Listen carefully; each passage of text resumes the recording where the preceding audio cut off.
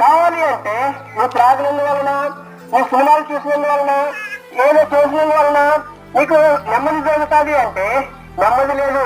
ఎందుకంటే హృదయంలో కలవరం పెట్టుకుని పైకి నువ్వు ఏం చేసినా కూడా నీకు నెమ్మది అనేది దొరకదు. హృదయంలో పాపం ఉంది.